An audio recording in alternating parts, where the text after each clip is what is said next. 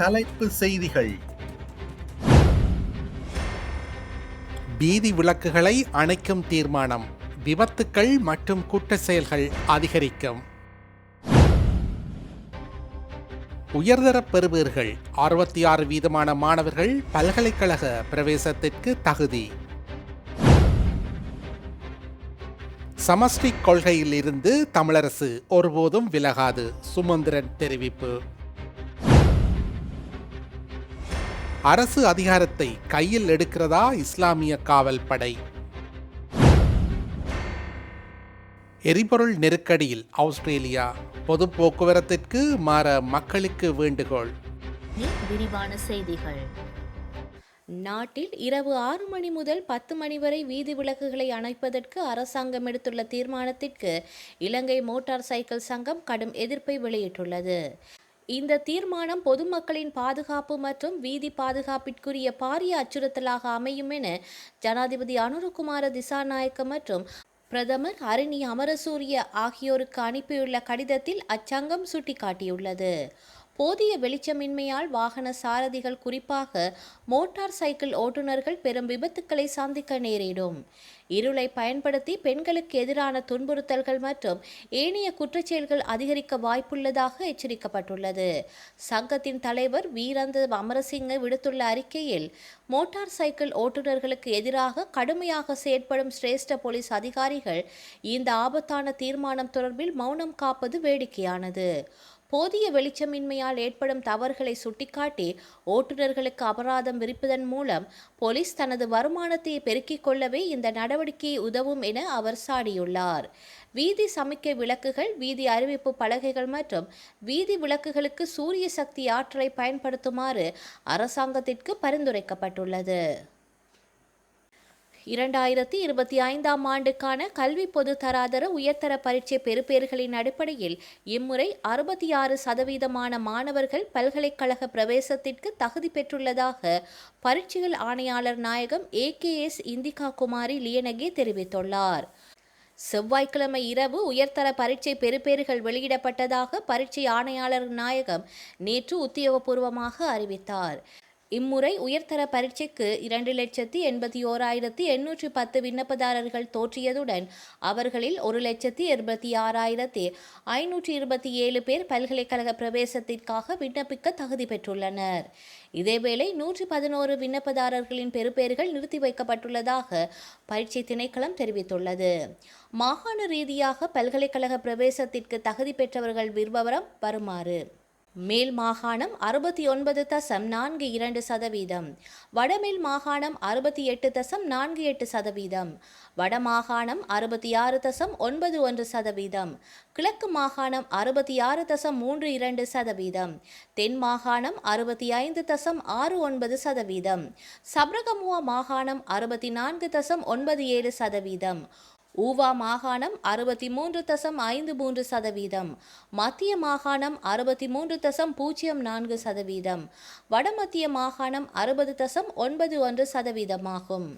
பல்கலைக்கழக பிரவேசத்திற்கு தகுதி பெற்றவர்கள் பெரும்பாலானோர் மாணவிகளாவர்.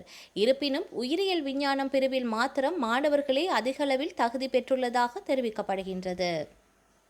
2025ஆம் ஆண்டுக்கான கல்வி பொது தராதர உயர்தர பரீட்சை பெறுபேறுகளின் அடிப்படையில் கணித பிரிவில் தேசிய மட்டத்தில் முதலிடம் பெற்று சாதனை படைத்த கிளிநொச்சி மகா வித்தியாலய மாணவன் திருக்குமரனை வடக்கு மாகாண ஆளுநர் வேதநாயகன் நேரில் சந்தித்து தமது வாழ்த்துக்களை தெரிவித்துள்ளார். கிளிநொச்சி மகா வித்தியாலயத்திற்கு நேற்றைய தினம் நேரில் சென்ற ஆளுநர் மற்றும் கிளிநொச்சி மாவட்ட செயலாளர் முரளிதரன் ஆகியோர் மாணவர்களை பாராட்டினர். கிளிநொச்சி மகா வித்தியாலய மாணவன் திருக்குமரன் கணித பிரிவில் தேசிய நிலையில் சாதனை படைத்துள்ள அதேவேளை கிளிநொச்சி மாவட்டத்தில் உயிரியல் பிரிவில் கிருஷாந்த் மற்றும் வர்த்தக பிரிவில் மதுமினி ஆகியோர் மாவட்ட ரீதியில் முதலிடம் பெற்று பெருமை சேர்த்துள்ளனர். இந்த சாதனை படைத்த மாணவர்களை ஆளுநர் பாராட்டியதுடன் இவர்களின் வெற்றிக்கு காரணமாக அமைந்த பெற்றோர், கற்பித்த ஆசிரியர்கள் மற்றும் பழைய மாணவர்களுடன் கலந்துரையாடலில் ஈடுபட்டார். தமது கடின உழைப்பாலும் சுய முயற்சியாலும் மாபெரும் வெற்றியீட்டிய மாணவர்களை பாராட்டி பேசிய ஆளுநர், கிளிநொச்சி மாவட்டத்திலிருந்து மாணவர் ஒருவர் தேசிய நிலையில் முதலிடம் பெற்றுள்ளமை மாகாணத்தின் கல்வி வரலாற்றில் ஒரு புதிய அத்தியாயத்தை திறந்துள்ளது என பெருமிதத்துடன் குறிப்பிட்டார். சமஷ்டி கோட்பாட்டை அடிப்படையாக கொண்டு தந்தை செல்வாவினால் உருவாக்கப்பட்ட இலங்கை தமிழரசு கட்சி அன்று முதல் இன்று வரை அதே கொள்கை பாதையிலேயே உறுதியாக பயணித்து வருகின்றது என்று அக்கட்சியின் பொதுச் செயலாளரும் ஜனாதிபதி சட்டத்தரணியுமான எம்.ஏ. சுமந்திரன் தெரிவித்துள்ளார். யாழ்ப்பாணத்தில் உள்ள தந்தை செல்வா நினைவு சதுக்கத்தில் செவ்வாய்க்கிழமை நடைபெற்ற தந்தை செல்வாவின் ஜனன தின நிகழ்வில் கலந்து கொண்டு அஞ்சலி செலுத்திய பின்னர் ஊடகங்களுக்கு கருத்து வெளியிடும் போதே அவர் இதனை தெரிவித்துள்ளார். அங்கு அவர் மேலும் குறிப்பிடுகையில், சமஷ்டியை அடிப்படையாக வைத்தே தந்தை செல்வா தமிழரசு கட்சியை உருவாக்கினார். அந்த சமஷ்டி கோட்பாட்டை முன்வைத்த காரணத்தினாலேயே தமிழரசு கட்சி சமஷ்டி கட்சி என்று அழைக்கப்படுகின்றது. அன்று முதல் இன்று வரை அந்த அடிப்படை மாறாமல் தமிழர்களின் உரிமைகளுக்காக அக்கட்சி பயணித்து வருகின்றது. அத்தகைய உன்னத கொள்கையை எமக்கு தந்த பெருந்தகையை இன்று நாம் உணர்வு பூர்வமாக நினைவு கூறுகின்றோம். தந்தை செல்வாவின் பிறந்த தினம் அனுஷ்டிக்கப்படுகின்ற நிலையில் தந்தை செல்வா அறக்கட்டளையின் ஏற்பாட்டில் எதிர்வரும் 26ஆம் திகதி தந்தை செல்வாவின் நினைவு தினமும் அனுஷ்டிக்கப்பட உள்ளது.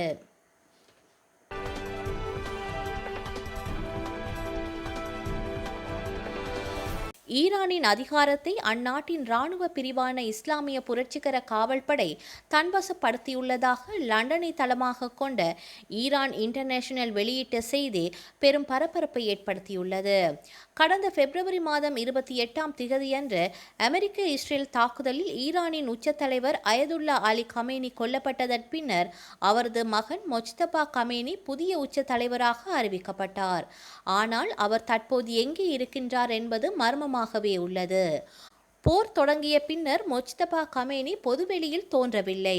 அவரது செய்திகள் நேரலையில் வாசிக்கப்படுகின்றனவே தவிர அவர் நேரில் பேசவில்லை. அவர் தாக்குதலில் படுகாயமடைந்து மோசமான நிலையில் இருப்பதாக அமெரிக்கா மற்றும் இஸ்ரேலிய தரப்பினர் தெரிவிக்கின்றனர். உச்ச தலைவர் நேரில் இல்லாத சூழலில் இஸ்லாமிய புரட்சிகர காவல் படையின் மூத்த அதிகாரிகள் அடங்கிய இராணுவ கவுன்சில் முக்கிய போர் முடிவுகளை எடுத்து வருகின்றது. ஹார்முஸ் ஜலசந்தியை இப்போது இந்த படையே முழுமையாக நிர்வகித்து வருகின்றது. இதற்கிடையே வளைகுடா நாடுகளை தொடர்ந்து இலக்கு வைக்கும் புரட்சிகர காவல்படையின் போக்கிற்கு ஈரான் அதிபர் மசூத் பெசக்கியன் எதிராக இருப்பதாக கூறப்படுகின்றது.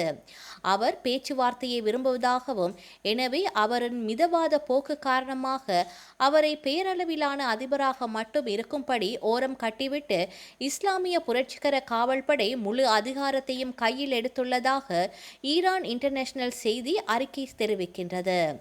அதிபர் பெசக்கியன் உச்ச தலைவரை சந்திக்க கோரிய கோரிக்கைகளை இஸ்லாமிய புரட்சிகர காவல்படை தொடர்ந்து நிராகரித்து வருவதாகவும் தெரிவிக்கப்படுகின்றது.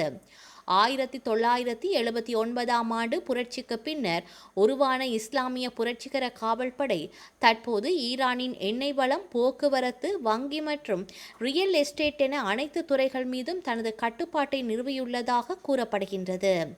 இதன் மூலம் ஒரு காலத்தில் துணை இராணுவ படையாக இருந்த இஸ்லாமிய புரட்சிகர காவல்படை இப்போது ஈரானின் நிழல் அரசாங்கமாக உருவெடுத்துள்ளது. ஈரான் போரினால் ஏற்பட்டுள்ள எரிபொருள் நெருக்கடியை கருத்திற்கொண்டு ஆஸ்திரேலிய பிரதமர் ஆண்டனி அல்பானிஸ் ஏப்ரல் மாதம் 1ஆம் திகதியன்று ஒரு முக்கிய அறிவிப்பை வெளியிட்டுள்ளார். அவர் தனது சமீபத்திய உள்நாட்டு பயணங்கள் அனைத்தையும் ரத்து செய்ய முடிவு செய்துள்ளார். தனது உரையில் அல்பானிஸ் அன்சாக் தினத்திற்காக காலிபோலிக்கிற்கு தான் திட்டமிட்டிருந்த பயணத்தை ரத்து செய்துள்ளேன். அங்கு நான் காணொளி மூலம் உரையாற்றுவேன். அத்தியாவசியமற்ற பயணங்களை மேற்கொள்ள வேண்டாம் என்றும் அமைச்சர்களை கேட்டுக்கொண்டுள்ளேன்.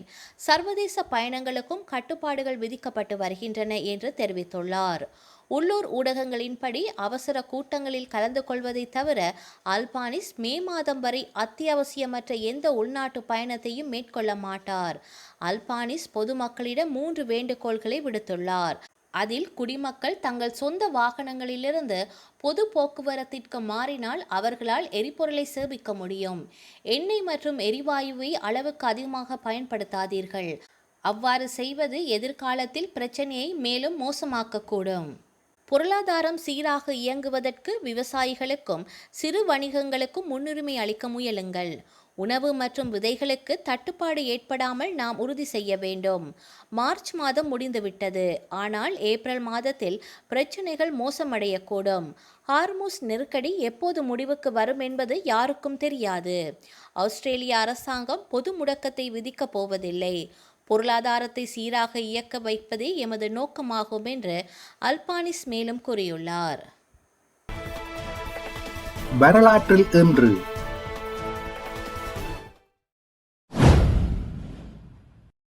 1912 டைட்டானிக் கப்பல் தனது முதலாவது கடற்பயண ஒத்திகையை ஆரம்பித்தது. 1983 யாழ்ப்பாணம் அரசு அதிபரின் செயலகத்தில் குண்டு தாக்குதல் நடத்தப்பட்டது. 2011 மும்பையில் துடுப்பாட்ட உலகக்கிண்ண இறுதி ஆட்டத்தில் இந்திய அணி இலங்கையை வென்று உலகக்கோப்பையை கைப்பற்றியது. 2012 கலிபோர்னியாவில் ஒஜிகோஸ் பல்கலைக்கழகத்தில் இடம்பெற்ற துப்பாக்கிச் சூட்டில் 7 பேர் கொல்லப்பட்டனர், 3 காயமடைந்தனர். செய்திகளை உடனுக்குடன் தெரிந்து கொள்ள உடனே சப்ஸ்கிரைப் செய்து பெல் பட்டனை கிளிக் பண்ணவும்.